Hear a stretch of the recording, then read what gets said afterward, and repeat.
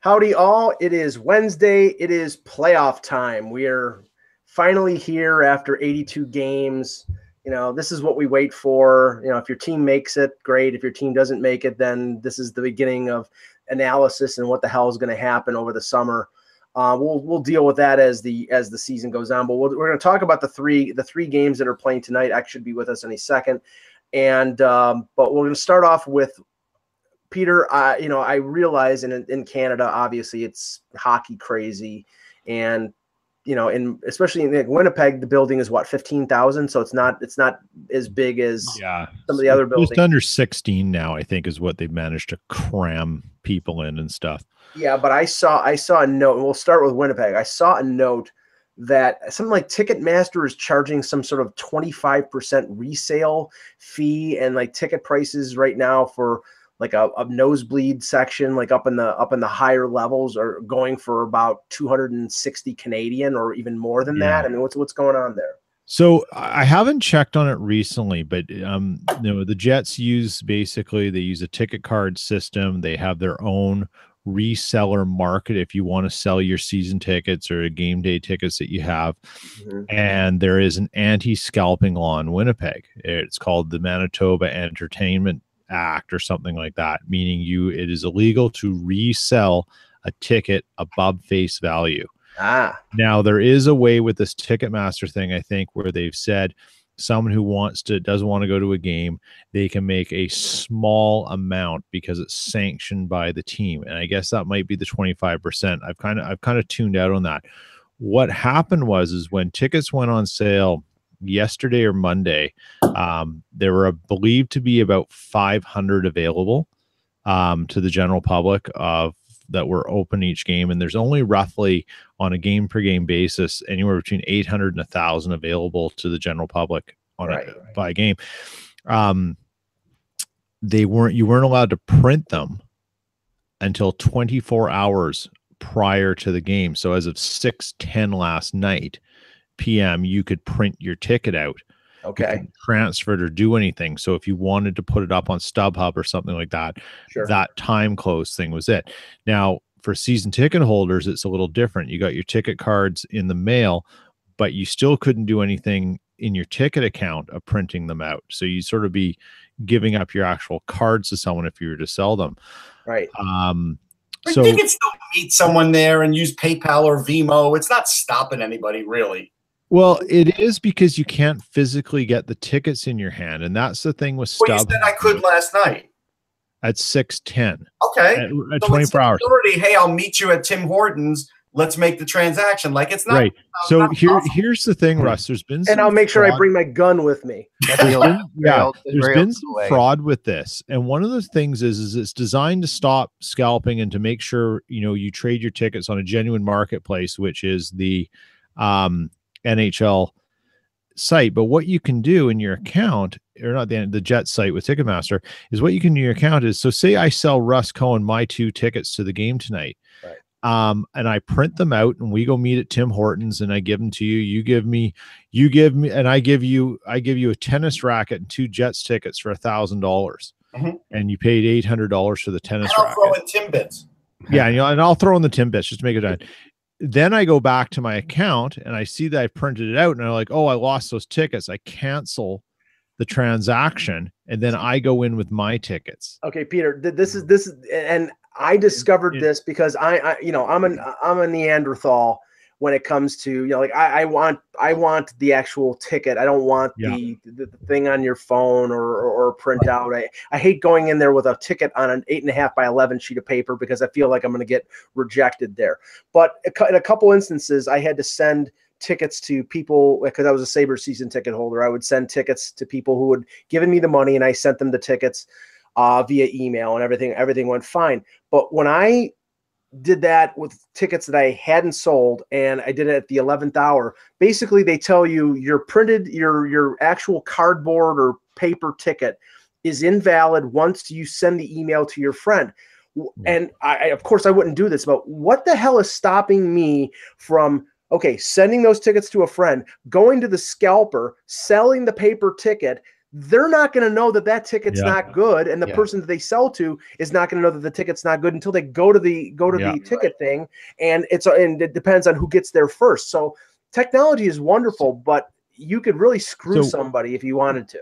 What stops you is that ticket is attached to you. Yes. And so you'll lose your season ticket. You lose your seats. That's what stops you. But what if I gave my ticket? So, my good friend Eklund, he's in town. He's like, oh, you know what? I need to get into the game. I got my family here. Can you get him? And I say, sure, here you go. And then you go, well, I'm going to make some money on these. You sell them and pull the same thing. I'm the one paying the price. Like, it's a slippery slope, right? You know how this is good. The only way this could go bad is if, Peter, you bought the tickets, let's say you bought these season tickets 3 months ago.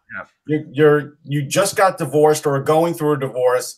Your wife says, and she somehow figures out how to get in the account and pulls a thing like this. You'll lose your season tickets. But I can see there being a problem at the gate if someone really went to that trouble. It's never going to happen. Now, two things quickly, and then we'll get to the hockey. One, there was a big controversy at the beginning of the baseball season in Toronto because the Blue Jays they sold out the opening game against the Yankees, and then the ticket I think it went down from like 45,000 to like 19 or 20 the next game. It was the opening day, and it was the Yankees. But what they did was they put their own tickets on StubHub. I don't know if it was at a discount or slightly below, but they put their own tickets on StubHub to basically use StubHub as a secondary market, and they were benefiting from it. So that was a big controversy there. Yeah, that's in regards to the Leafs, they put whatever tickets were not sold on sale today, and the amount of tickets were 96. They probably got gobbled up in about 5 seconds. And that's a statement. I mean, we're talking about, 10 million people in the GTA, and that's the ticket that everybody wants. What that means is probably Maple Leaf Square is going to be absolutely packed. And I was in Maple Leaf Square last year for a couple of the playoff games. If you can't get in the game, I mean, I know it's obviously, not going to be great if the weather is bad, but it's a pretty interesting experience. So I would suggest people go to Maple Leaf Square. Here's the question I would ask about that one, Mike. Are there over 15,000? What's the capacity there? 19, over 19. 19. So are there 18,999 season ticket holders? No. So why only 96 tickets? Like, that's kind of weird. I think season ticket holders get the first option on buying more tickets even as season ticket holders. Yes, and then brokers, sponsors, and sponsors too. Yeah, so those are going to the secondary market too, possibly. Well, somehow, Russ, definitely they got to release them in some way, and if they show up on the secondary, Peter, that's the part that I would bristle against. Is if you already have season tickets, right? You shouldn't get access to more tickets. You should be in the same pool as everybody else. So I have season tickets, and I still get an email to buy more. Which is it's crazy. No, it cut me off. It's dumb. Yep. I mean, I know for a fact, it's amazing when I think about this. Like when I was in Vancouver at the Olympics, and my wife and kids came to town, and my wife is a big time skier, so she wanted to see some kind of skiing event. So I went on Craigslist, I think it was, because StubHub was totally sold out of tickets, and went on Craigslist and bought 2 tickets from a guy on a corner somewhere, and for a skiing event in the Olympics, and they were perfectly fine, and it's amazing when I think back on it. It's like, that was crazy, that was insane that I did that, and but that was the only way of getting them into a game, into see a live event. So, but yeah, I mean, it's I do know sometimes teams also have tickets they release the day of events, because there are definitely a certain amount of tickets that they hold back for family and friends, and for requests they get, and for the other team sometimes. The other team sometimes that's other teams, other like scouts from other teams too. Remember they opened up the press box, Russ. They had ticket people sitting up in the other side of the press box in one playoff. It was kind of funny. It was like because there's 2 press boxes in Philly, like one for the away team, one for the home team, and since there wasn't much of an away team, I think they were playing New Jersey, and there wasn't much of a media. They opened up the away press box and put people in there. It sold them as seats. They did. So you get your own table in front of you, your own Wi-Fi, whatever you need. Did they get Swedish fish too? I've been providing the Swedish fish to myself. They haven't been there in a while. Just saying. I hadn't been there for a while myself, so that's interesting. That's definitely interesting. I'm surprised. We'll see have to see what the plans bring. All right, we'll start. Here we go. Ready. Peter, you follow me. Stop! Don't jump out of order, Russ. Hello, Hockey World. It's playoff time. It's Wednesday, April 11th, 2018. Oh, God. I think I'm Michael Agello. Yeah, my word. I am Peter Tessier. I'm Russ Cullen from Sportsology. And I give up. You're watching the Hockey Buzzcast on HockeyBuzz.com. This is the podcast that comes every Monday through Friday at this time to fill you into the comings and goings in the hockey world. And we have made it to the playoffs. Hooray, hooroo, hurrah. 3 games tonight. We get kicked off. And one thing I was joking around with somebody on the Flyers about this. He said, one thing when you play in the Penguins, you're going to play in the first game of the playoffs. He said, you're going to be playing on the Wednesday night. You're going to be playing then because the Penguins are always going to be on television. And television, fourth, right? So we're going to talk about the 3 playoff series that are happening today. Maybe get to a 4th if we can, I guess is how we should do it. And then we'll get into tomorrow's 5, right? I believe so, yes. So, so we'll start from there. But and let's start. Let's go in order of how they will be played. So we'll start at the Battle of Pennsylvania, and then move our way to Vegas and LA. So the Battle of PA. We talked a little bit about this yesterday, and it's always a good one. There, I grew up, just a little background on the Penguins Flyers. When I grew up, there was a period of time over 15 years where the Penguins didn't win a game in Philadelphia. Right. I grew up with this, going to these games, and it was an unbelievable streak that was going on. There was nothing the Penguins could do to win a game. I mean, they would be leading, and then Ben Wilson would score with 4 seconds left or whatever to tie it. The Paul Gardner, George Ferguson Penguins. They were. They were. That was an interesting group of Penguins for sure. And this is pre Mario, but even when Mario came on, I think it was still a couple more years. Even with Mario, the Penguins were still snake bitten in Philadelphia. Mm-hmm. And of course, since then, if you go historically, I did this day on my blog. The Flyers have won 172 games to the Penguins 108 in the series or whatever it is, with 30 ties back when you could tie. And so this is but over the last 3 years, Penguins 9 wins, Flyers 3 wins in their series, and this series is not set up well for the Flyers in general. I mean, when you look through it, right? To me, the biggest thing, 2 biggest things that I always talk about: special teams and goaltending, right?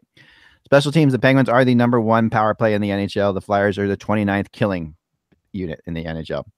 That's not a good combination. And then goaltending, you got Matt Murray, who at some point someone's going to realize that this kid has played in 8 playoff series and won all 8 of them and has 2 Stanley Cups, right? And he's just he's barely past his rookie year still. He's in his 3rd year or whatever. It's astonishing. Goaltending definitely sets up for the Penguins as well. Go ahead, Mike.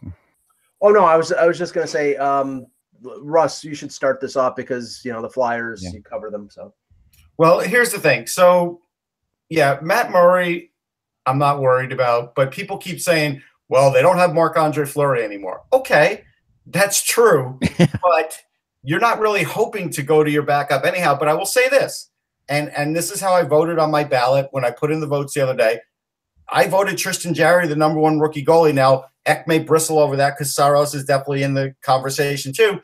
But the difference was Jarry had 14 wins. Yeah. And 3 of those wins more than UC Saros got them in the playoffs in my estimation. And so, if you have to go to Jarry for a game because of injury or something, he's capable. It's not like he is a bad goalie. No. I think. And he's just not Marc-Andre Fleury. So I think that part's been overblown.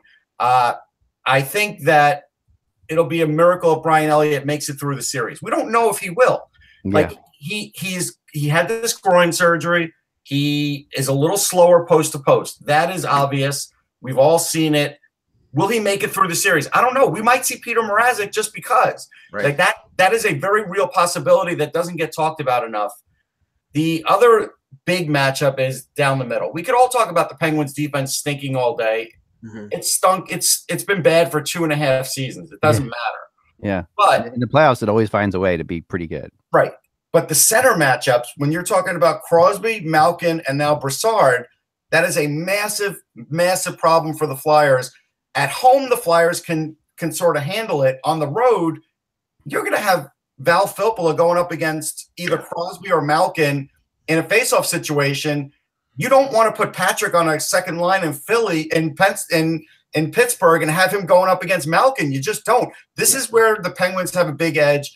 And then I think also on the Flyers' third pair on defense, the same as the Penguins, we should see a lot of scoring based on matchups. And that's where Giroux moving to the wing, I think, weakens the Flyers in this series because, Giroux was always, I don't know if he was over 50%, but he always seemed to be. For a while. He wasn't the last year or two. Right, but going back to the series from a few years back, the Wild series between the two clubs, I remember him handling himself pretty well in the faceoff circle, and now you can match up Couturier against Malkin, and that's happened in the past. Yeah. But back then it was Couturier shutting down Malkin and them not being concerned about Couturier's offense. Now Couturier drives their offense; he's a main cog in their offense, and you may sacrifice a little bit of that just to shut down Malkin, and there's no guarantee that you can. Plus, I don't know who you match up against Crosby. So, I think that's a thing. I think Philadelphia's defense is better than Pittsburgh's. Sure, I'll give you that. But the goaltending situation, I think the only concern for people who are picking Pittsburgh is not that Murray is not up to the task. It's whether Murray gets hurt again. And I'm not saying Jerry is a bad goaltender, but Murray has been hurt, 3 times this year, Russ? So yeah. if he gets hurt in this playoff, I think it evens the playing field a little bit, but I can't assume an injury. So my pick was Pittsburgh in 5. Yeah, and that's my pick too. Wow. Peter, go ahead. I'm saying Pittsburgh in 6. Okay. And I think I'm sorry, not to derail you. I do think every one of these games will be close and hotly contested. Yeah, I think Philly's going to do a little bit more damage. I think Pittsburgh will come out on top in the end. And I wouldn't be surprised if it even went to 7. But I'm going to say Pittsburgh in 6 because I think the Flyers I think it's going to take a little bit more for the Penguins to get rolling than it has in the past. That's my thing. I think the way the roster's shaped up right now, I think the way they're playing, they're not going to just flip the switch like they have last year and come in. It's going to take them a little bit more to get going. And I think the Flyers believe that, and I think they're going to jump on them. And there might be a little bit of adversity, but they will come out on top. Yeah. I think it's going to be a high scoring series. I do. I don't think it's going to be along the lines of the last one, but crazy. But I think that would be crazy. But I do think you're going to see a high scoring series. I don't think Elliott's going to finish the series. He may, and if he does somehow get hot, that would be incredible. But even if Elliott was 100% healthy and perfectly fine, he was healthy in the 2 games he played against the Penguins, and he was pulled from at least one of them. He had over 5 goals against average in the 2 games he played. And Elliott last year also has to overcome the fact that he had a horrible playoff last year, and that's something that has not been mentioned. That the reason the Calgary Flames wanted nothing to do with bringing him back was because of the playoffs. Right. So Mrazek has nothing to lose and has the ability to get hot at times. So maybe he came on like gangbusters. Maybe he gets into the playoffs and gets amped up and looks like gangbusters again. He's unpredictable. But I think you're going to see him. Although I don't think I do have a weird feeling that this is this kind of series that the Flyers win one of the first 2 in Pittsburgh. Yeah. Well, I think if they're going to win the series, they have to win game 1. If they don't, I don't think they'll win. Yeah, I think they have a good shot tonight. Like tonight, I would put it at an even number. But I think inevitably the Penguins take the series in 6 or 7. I'm going to go with 7 just because I have a feeling that there's still enough of the Flyers being able to get into the Penguins' head a little bit if they get leads. And also the other thing that Murray has been hurt a lot recently, and a lot against the Flyers. Like he actually has gotten hurt in games against the Flyers. I don't know if that it plays into his head at all, but they actually have. I think there's 3 different instances now over the last 2 or 3 years where Murray's been injured against the Flyers. And that could play into it too. Flyers, like there's going to be guys roaming free, like Phil Kessel may be roaming free, and that's dangerous. Yeah. Oh yeah. And the defense of the Flyers is solid, but I really think that.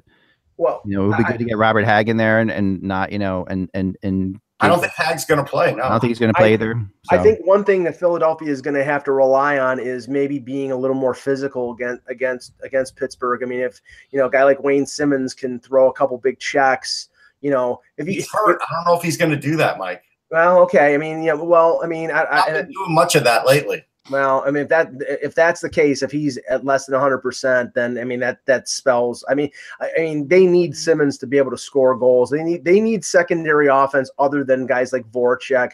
Simmons might be on the third line like he was late in the season. You know, I think he is on the third line right now, and I mean the Lindblom, Nolan Patrick thing is very good. I mean that's a. Yeah, but I don't know if you could keep that as your second line. Like again, you were going to get killed on faceoffs. Like I don't know. Like I don't know that. I think there's a first line in the NHL, but then I think lines 2 and 3 at this point are. Yeah, and I think they'll call Patrick on the second line, but when it comes to big faceoffs, I don't think he's going to take a ton. Yeah, I don't think he's going to be playing. I think the second and third line will be almost indistinguishable for the Flyers. And the big thing though, Mike, you didn't bring up a great point. The big thing is that the Flyers have had success when Couturier has held down Malkin.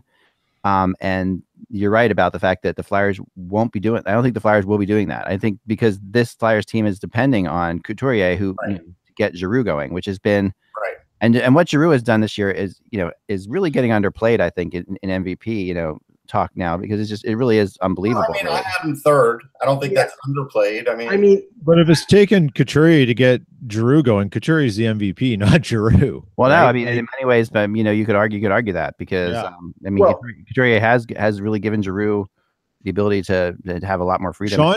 This season, Sean Couturier has been the player everyone thought he would be in the 2011 draft. He is materialized to where everyone thought he would go. Yeah. And anyone who wants to have the conversation about Couturier being one-dimensional or whatever, go someplace else.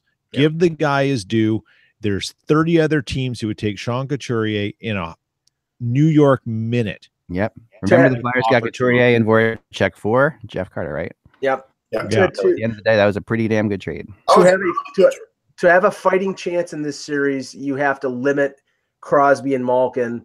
Obviously, I think Couturier can limit Malkin. The only thing is you just have to shut down Sidney Crosby. Yeah, but I think the positive for the Flyers in this one is Konechny will be a matchup problem for them on the third line, and if he does get hot, he could definitely score some goals from there.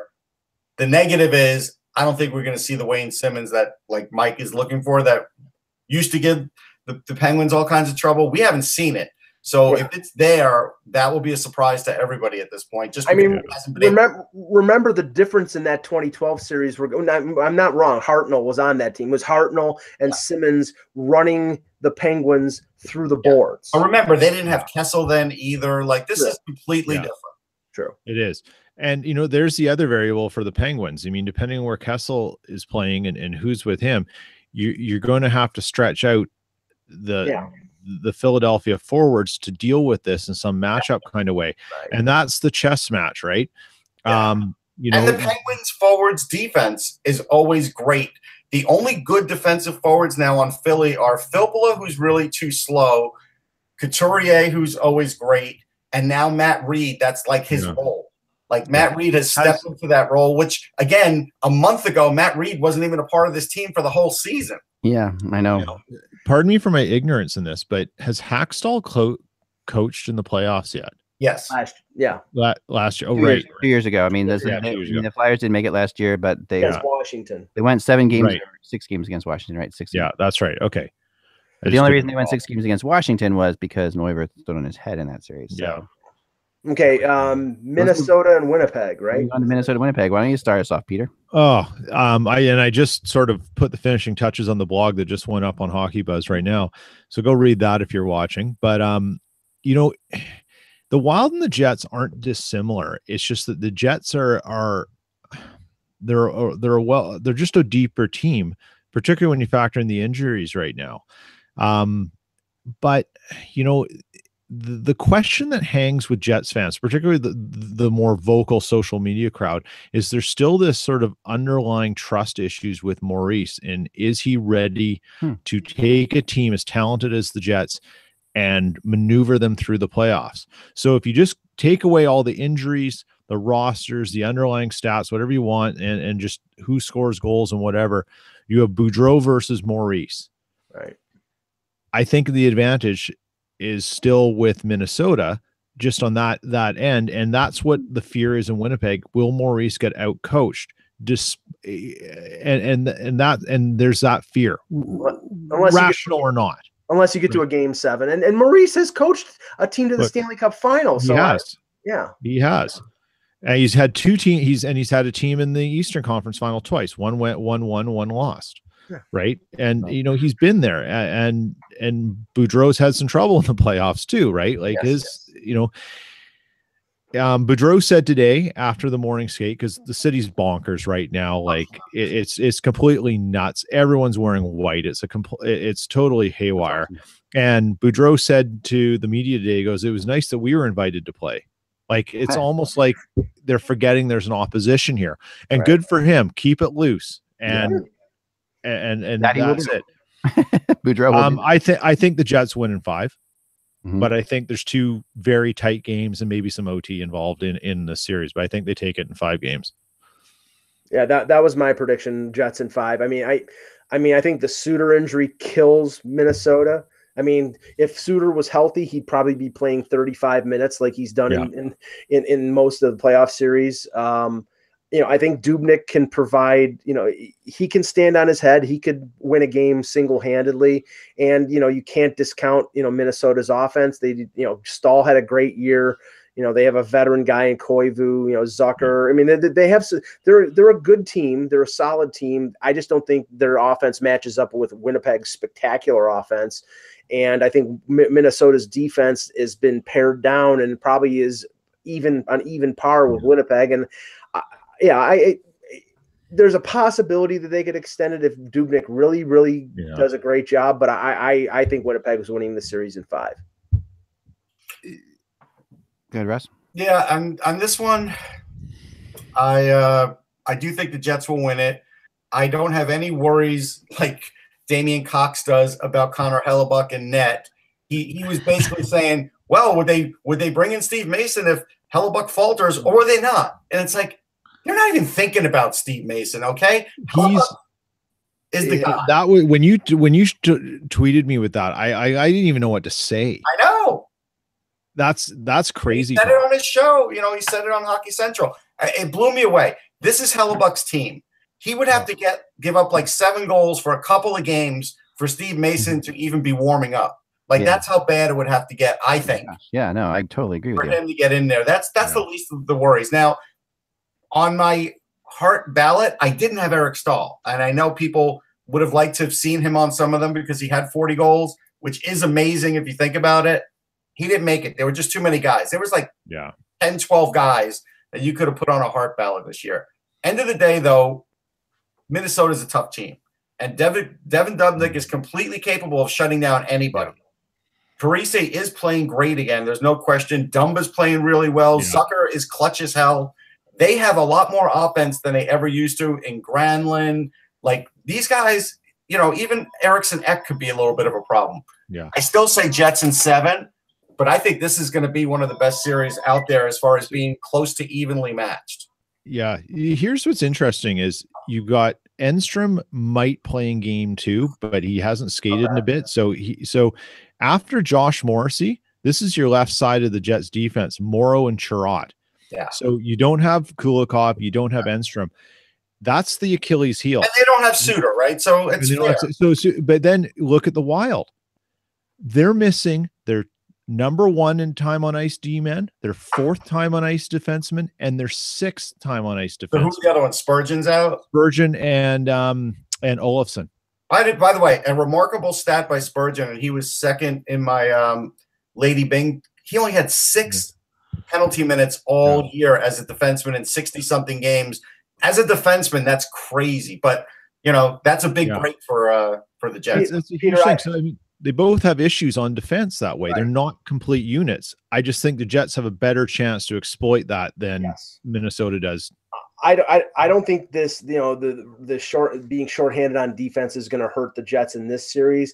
I think it's really going to hurt them in the next series. That's where, if Nashville does what everybody expects, and we'll talk about that tomorrow, but if Nashville does what everybody expects and it's Nashville, Winnipeg in the second round, they're fairly, maybe there's a slight advantage goaltending with Rene, but because of experience, there may, same thing at forward, but I think Winnipeg's offense is more diverse. But defensively, Nashville is possibly the best in the league, and Winnipeg is not. So we'll see. Eck, what was your prediction for? Yeah, I'm just getting a text from somebody about a rumor. Possibly we'll talk about it in a little bit. No, I think this series is going to be a lot closer too. Even though I think Winnipeg might be the second best team in the NHL behind Nashville. But I think that I do believe that, you know, I follow Minnesota pretty closely. They're a team that I've been rooting for in the playoffs for quite a few years now, and I have a weird sense that you know, first of all, the Wild are just thrilled not to be playing the Blackhawks, you know, like or whatever. Like there's still this. I think there's definitely that. You know, and just it says for them, and then for them to be an underdog as well is not a bad thing for them. No, that also plays into this whole thing that. You know, yeah, and these teams aren't that far apart in quality. No, really not. And in the regular season, you actually give the advantage slightly to the Jets. I mean, everybody looks very slight, very slight. I mean, this is almost like a totally even the way they played each other in the regular season, right? So, you know, as far as wins go, I think they each won the same amount of games, right? So you can't to use an old George W. Bush expression. You can't misunderestimate the Winnipeg. Yes, and it's emotion really that plays so much a part of playoff hockey. You know, like the way a team handles pressure. There's no question pressure on the Winnipeg Jets. This whole thing about not winning a playoff series, you know, in their franchise history, going back to the Thrashers days. You know, this could be the death of the Thrashers. You know, like by winning this series, we won't talk about the Thrashers ever again. Why are we talking about them now? Yeah. Well, no, but today's the anniversary of their last game when the Rangers swept them. Yeah. No, not last playoff game. Last game. Last game. I'm sorry. Not playoff. You have to go back to the WHA Jets to find a professional hockey team in Winnipeg, excluding the Manitoba Moose. Sorry, that has gone past the second round. Hey, was Joe Daly in that then? I can't remember. Joe Daly's still in Winnipeg, by the way. No, I know he is. I'm in contact with him, and he has a great collectible store there. Yeah. He's a great guy. I still can remember. I'm pretty sure it was 1990. Dave Ellett scores an overtime goal, and they're up 3-1 on Edmonton. And I was always like sort of a closet Winnipeg Jets fan because I hated Edmonton so much, and I wanted them to win that series. And then Edmonton came back and won 3 straight. So, little story about that series, and then we can move on. They were playing at the old Winnipeg Arena, and the old Winnipeg Arena was right by the old Bomber Stadium, but there's actually like a shopping mall sort of built around it, and you could literally park. Like, it was really weird. So a guy I know, he runs the skate shack at our local community center. He and his buddies are at the game, and after the game, they're parked outside, and there's the Oilers bus, and his buddy opens up the trunk, pulls out a set of golf clubs, and starts going, "Hey, Mess, see you on the course," and like taking swings and stuff. Not good. Yeah, not good. That's all you need, right? Motivation. Get a little bit more into what I was talking about here. So this year they played 4 times, right? And and Winnipeg won the first 3. Minnesota winning the last winning last one, but the last one was played on January 13th. So they haven't played for a while. Minnesota's a lot better even since January 13th. Yeah, that's the thing. And back last year, Winnipeg won, and Minnesota won 4 of 5. So they, last year. So Minnesota has had in the last 2 years has had the advantage. I just think that this is a team that Minnesota is not afraid to play. And I think that this isn't the Chicago Blackhawks. So at the end of the day, the Wild are going to be looser. Losing Suter hurts them for sure. Obviously, you can't not lose Suter, and Spurgeon is another huge loss. But they have a very good defense core even without those guys. Yeah. They do. But you also have Boudreau's extremely experienced. It's an unsung core. Yeah, I mean, Boudreau's extremely experienced in the playoffs as well. I mean, there's a lot. And he's also a guy who's had, obviously tons of pressure on him in the playoffs. Yeah, I was just saying, just don't get to Game 7, and you're okay. Yeah, but I do think Winnipeg's going to win this series. My prediction is Winnipeg in 7, but I think it's a really tight series. No pressure to Minnesota, but with no Detroit in there, who is Hockey Town, and no Chicago in there, who some people always say is like the greatest hockey city. Those fans have a chance to actually be the greatest hocky city in the United States now. So let's see it. They've got I'm glad you specified the United States. Yeah, Boston might fight you a little there, but Russ. Of course, wow. Thanks, Mike. Let's be real. But we know what the center of the hockey universe is, Mr. Cohen. Montreal. It's always been Montreal. It's always been Montreal, right? That's fun. Give me a break. Who's won the most Stanley Cups, Mike? I don't care. Get some deodorant. always been Montreal. Hey, we can invite on Pete Stemkowski if you want to see the ring again. Buddies with moving on. In the battle, sorry about that. In a battle that could go. Oh man, I don't know where to go from there. Onward and upward. All right. Yeah. In Middle Ages on your butt. It's the Knights versus the Kings. This is a Middle Age battle. Middle Ages battle. Middle Age if you're the Kings. Middle Ages battle. Between the Vegas Knights and the Kings. And this is of course we talked a little bit about yesterday. I think by far the most fascinating series in the first round, just because there's of many hard to predict series, which this year is full of. This is one of them that really I think is incredibly difficult to go with. I gave away yesterday that I am actually going with the Knights in 7. I think it's going to be a great series. I do think that the Kings are not as. I mean, obviously Jonathan Quick, Kopitar has had an amazing season. Brown's had an incredible season, but there's depth there, and I still think that the Knights, I think and I'm the first to say they might have another level, but I think they'll find. I think they might find one, or they might. The pressure on the Kings is, and the Kings being the favorite is exactly like I said yesterday. Exactly what. Hold on. See, you've gone the wrong way there, because believe it or not, the Kings are not the favorite. Right. And a lot of people are saying Vegas is favored because of the record. Now, who is saying you could put whatever you want on that, and I would agree with it. But I'm just saying, as a strictly record thing, the Knights are really the favorite team here. No. The Kings are the vogue pick of people in the hockey world who recognize, their pedigree in terms of winning. For how long? I'm sorry to interrupt you, but for how long have we sat here on this show or in any show and talked about how important it is to have experience in the playoffs, right? Right. I'm not talking about any of that. You're right. I mean, the point difference is not that grand. It's all there. I mean, you have, and if you go through the last 2 months of the season, the Kings actually have a better record than the Knights. So I don't see any point. I'm sorry. You cannot sell with a straight face that Vegas is not the favorite in the series because they won the division by leaps and bounds. Right. So, but in terms of my look at the series, I think that Quick versus Fleury is pretty much an even break. I mean, LA doesn't have Muzzin at the start of the series, so that's a significant absence on defense. And they have, they're going to be playing, was it Paul Ledoux and Oscar Fantenberg on the bottom pair? So, they're not as deep as they have been on the blue line, but the addition of Phaneuf helps them a little bit. Where I think LA, who matches up against Vegas against Anze Kopitar, because I don't see a center that matches up with him. No. And it's not just Dustin Brown. Now you've got Carter back. I think Carter had 22 points in 27 games. Yeah. He's back to where he was at the beginning of the year. You're talking Pearson, you're talking Toffoli, and they got young guys like Iafallo and Kempe who are quick. So they're not the slowest footed team in the playoffs as they have been over the last few years.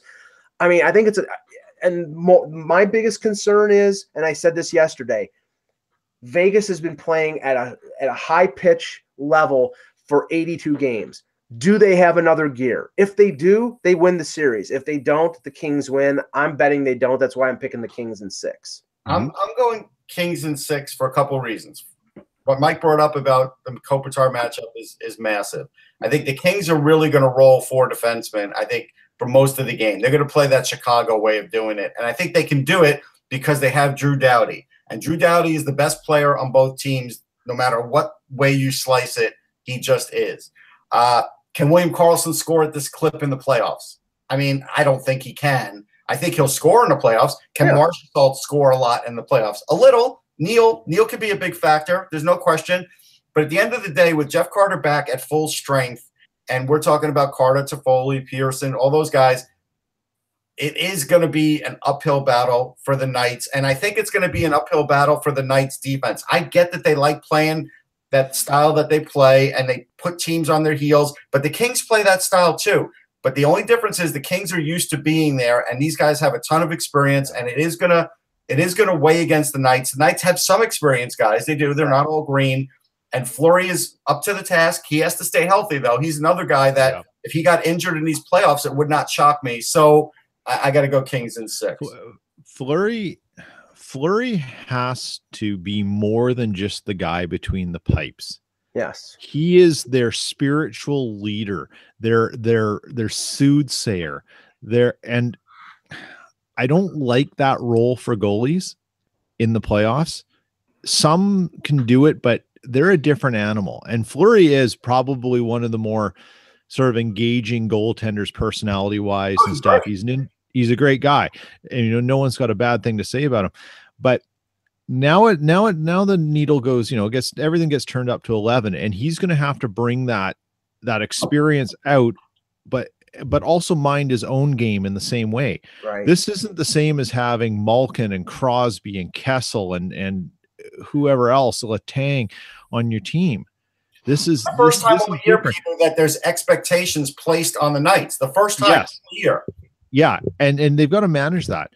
I think they can win the series. I just don't think they will win the series. Right. And that's the difference. I think Kings are going to take it in 6 or 7. But I think a lot has to go right for the Knights to win this series. It could. I just don't expect it to, because I think the Kings are going to counter better because they just know what's going on a little bit more. Yeah, I think Kings beat pawns every time. Sorry for the chess ball. Here's the king takes knight, right? Well, just one thing. That's true. There are very few teams that I think wouldn't be intimidated by that crowd in Vegas. It's going to be nuts. It's obviously going to, they've been fantastic all year. I saw Toronto go to play them on New Year's Eve. The fans were just all over and all excited and whipped up into a frenzy. And they're going to be like that for the first playoff game, even for the entire first series.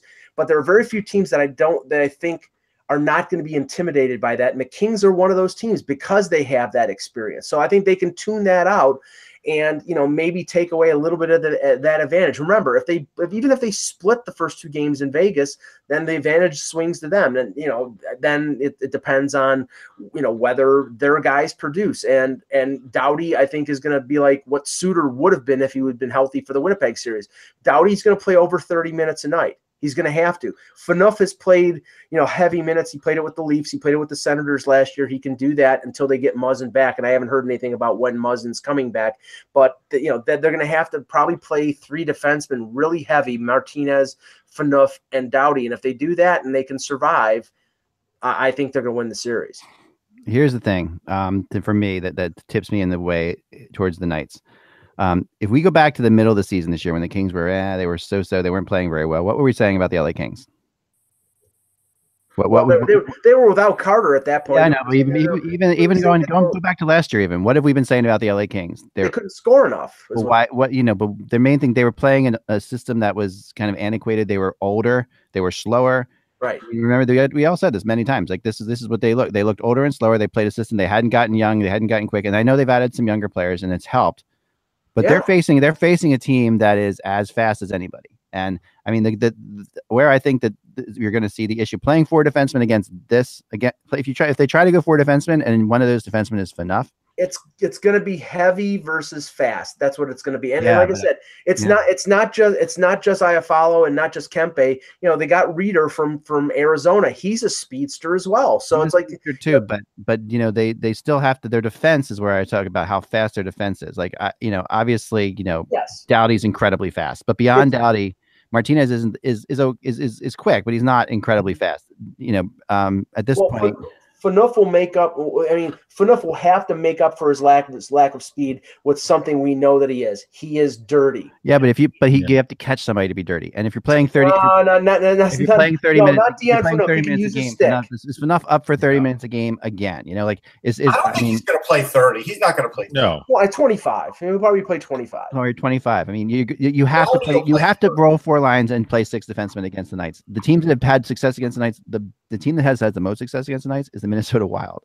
And the reason that they had the most success against the Knights was because they did roll 4 lines. That was all regular season, Nick. I think it's all regular season, but that's all we have to go on with the Knights. And true, but honestly, looking at almost every series, I'm prepared to throw out every regular season matchup of a guy who went 10-1 against a team. It really doesn't matter when you get into the postseason. It's a completely different animal. It always matters, man. And we have this fight every year, but I can tell you about math. This is about hard. No. I can go back with you historically and show you that like 70% of the time, the team that wins in the regular season, the matchup will win in the playoffs. It's the easiest if you want to win any playoff pool. But here's the thing: even if 70% of the time is true, 30% isn't. And the thing is, you have no data with this team. We have no playoff data with this team whatsoever. No, we don't. And I think that, last year go back to last year, Chicago, Nashville, we all thought Chicago, who was also struggling a little bit down the stretch, but was so far ahead, everybody's like, oh, they've had nothing to play for. They're okay,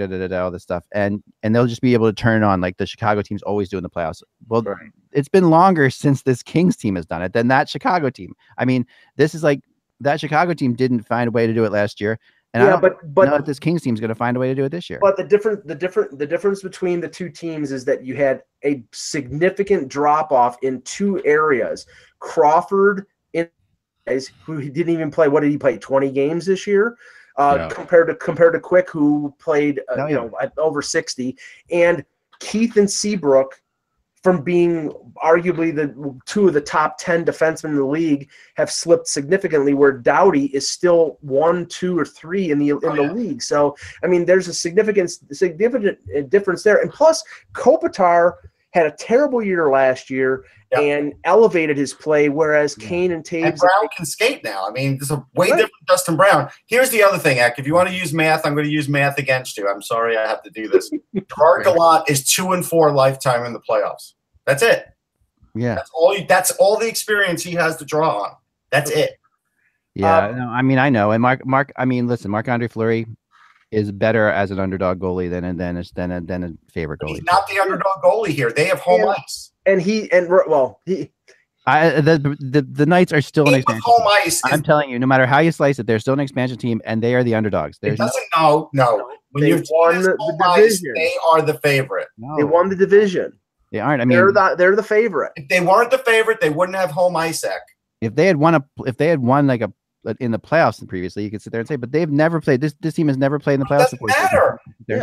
No, I mean they are still. You cannot call the Vegas Knights an underdog. You cannot. They have never played at a playoff tempo in anything. I get that, but they're still. Then they shouldn't have won the division. If they had finished second in the wild card, they could be the underdog, but they're not. They're not the underdog. You can call them an underdog.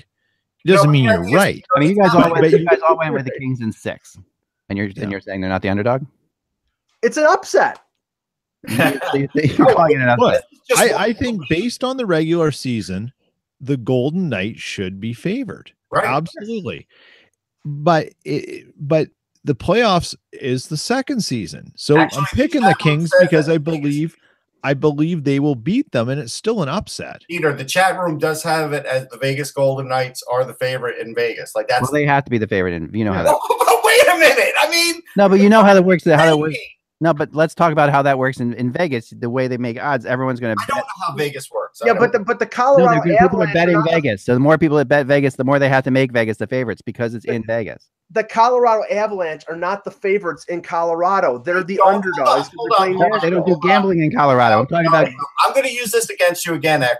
The Super Bowl, more people bet the Eagles, but the Eagles were never the favorite. But more people bet the Eagles than they did the Patriots. Trust me on this. Right. Well, I believe you that. I believe you there. But I've been told I know somebody out there in Vegas who said that they have to. The Vegas they're artificially inflated because of the amount of people that are betting on. There's no question that. Well, they're trying to balance the. I'm sure a lot of underdog money is going in on the Kings because the Kings are a more experienced team. But I'm sure, they're probably lowering the odds a little bit to get some Vegas money to balance the books. That's the way they do it in Vegas. You have to try to get as close to even breakdown so they don't lose. They're making their money on the difference. Right. And this is the team. I mean, this is the team. If there's a team that Vegas has a shot at, I think it is the Kings. Okay. And that's why. But I think beyond that, I think if you go beyond that into the, I mean, you don't think they'll be frustrated by Jonathan Quick at all. No, I do think they'll be frustrated with Jonathan Quick. I do, and that's why I think the Kings are the favorite. I mean, Jonathan, but I do think Vegas will find a way to win it. Can we move on? Yeah, let's move on because we got a couple. I challenge you. I would challenge any of you to go out there and find more people like us, like idiot pundits out there who predict more people who are predicting Vegas than LA, and then you tell me who the favorite is. After that, doesn't you have 100. You have 100 reporters. I bet 10 of them are favorite. It's different. I bet 100 out of 100 reporters. I bet 10 reporters are picking Vegas, and 90 are picking the Kings. Okay, so that's the Kings are the favorite. There's no two ways about it. This has to do with the game tomorrow. We'll preview the game tomorrow. Just like the Leafs are the favorites, which you don't want to admit. Oh crap! They're not the favorite. Oh crap! Come on, are you serious? I'm dead serious. They are. You can't be dead serious. I am dead serious. This has to do with the series that starts tomorrow, but I thought it was worth mentioning. Yeah, it's fine. Let's get into it. A little surprising that Philip Grubauer was named the starting goalie for Game 1 for Washington against Columbus. So was Keith Kincaid. I mean, to be fair, but come on, I think it's different. I think they both actually very similar, actually, because they both won these spots. But the difference here is that you have the goalie who's been the best in the playoffs over the last 5 years on your bench in Washington. You know, Schneider has not dominated the playoffs. So it's a big message. I think, honestly, it's a reward for Grubauer and a message to Holtby. I do. They want to fire up Holtby, and I don't blame them. Right now, Braden Holtby is like the walking dead of goalies. He is.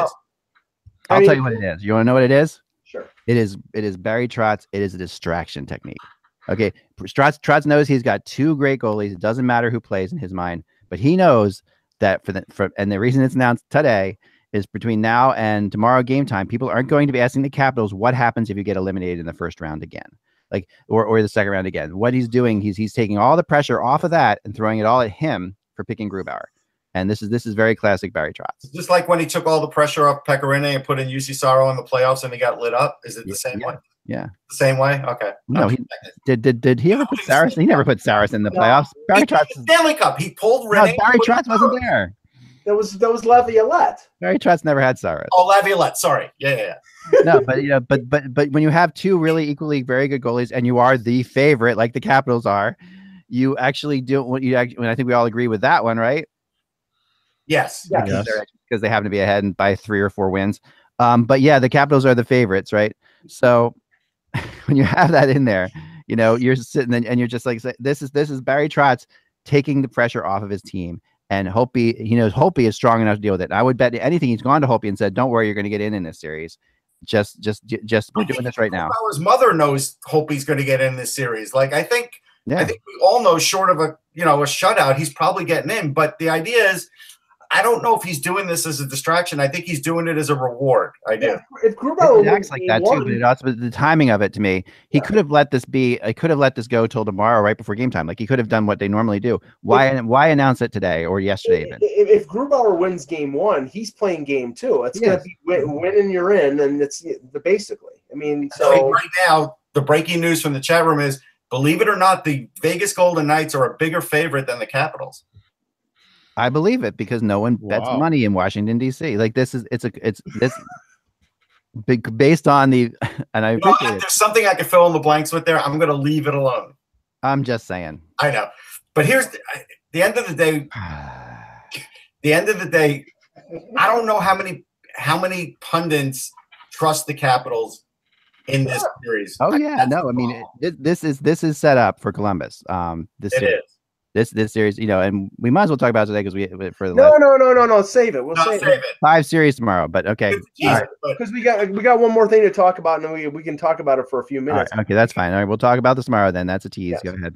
Because if there was anybody who could take the pressure off the New York Islanders and their cluster situation in Brooklyn, it's Eugene Melnyk and the Ottawa Senators. Eugene. I thought you were going to talk about Chris Botta being the voice of reason. No, we're not going there. We're not talking about that. That to me was the weirdest thing that happened this morning. That was weird.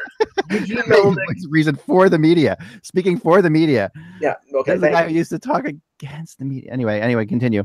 Eugene Melnyk and Pierre Dorian had a meeting with 300 season ticket holders yesterday and said, and I quote, "It would have been more, but it was too far to drive."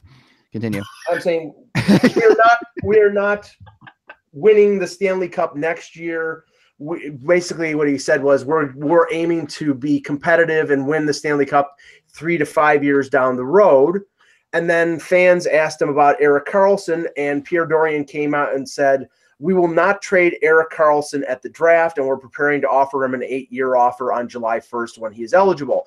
What he didn't say is, and I've learned this from you, Eck, because we know that all general managers are lawyers, is that take it at face value. He's not going to trade him at the draft. So July 2nd, when he rejects the 8-year offer, that's when he's going to trade him. He's not a UFA. Let's face the. You're right, exactly right, Mike. Because he's not. If he was a UFA, then it would be UFA.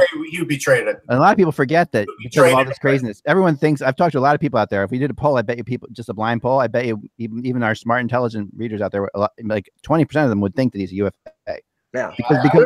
Because of all, because whenever I put it out on Twitter, I get people are saying, "Well, they're going to lose him July 1st anyway." I got tons of that all year long. Yeah. My interpretation of this is that they're waiting to make Erik Karlsson the bad guy. They're waiting for when July 1st comes around and they make him the 8-year offer and he says, "I'm not signing a contract with anybody." And then as an organization to follow through on what they're saying 3 to 5 years down the road, then they have to turn Karlsson into assets because they're not going to contend for the Stanley Cup next year. But I think they're doing – I'm not going to say they're trying to make him the bad guy. I don't think that's really it. I think they're doing what the Islanders needed to do with John Tavares and say, we are making this 8-year offer. We're putting it out in the public. We will let Erik Karlsson decide. The Islanders never did that. I give the Ottawa Senators credit for doing this. Right. Because at least they still have maneuverability if they get turned down. The Islanders don't have maneuverability anymore. Right, but the expectation here is, Russ, if they offer an 8-year offer and they offer, say $10 million. Say they don't offer what Karlsson's looking for. $80 million. I will give you, if you want to be fair, like when I was, and I'm still a fan of the New York Mets, when the Mets gave Mike Hampton an offer like $140 million and he went for 180 in Colorado, my answer was, you could play New York for 140 and you're fine and you'll live the rest of your life and not have a problem. The rest of his career was a gong show, by the way, because he took the money. Right. Erik Karlsson, he can stay there and take that money. Nobody's forcing him not to. Now, Russ, we can't slag on Hampton because he did say, "I like the schools in Colorado better." Yes. So, but he had pretty good schools for $40 million. So there's actually pretty good. Yeah. But the idea is the same goes with Karlsson. If they give him an $80 million offer, it's not a horrible offer, and I'm not going to kill him for it. No, but that's the thing. We're probably not going to know what the offer is going to be. They may say we're going to make an 8-year offer. It may sneak out through the agent. It may sneak out through reporters. Yeah. But there's no way we can know for sure what the offer is. And that when I'm saying Karlsson turns that down, which likely he's going to do, the lack of not knowing what the offer is going to make him look like the villain. And I think, where's this draft in?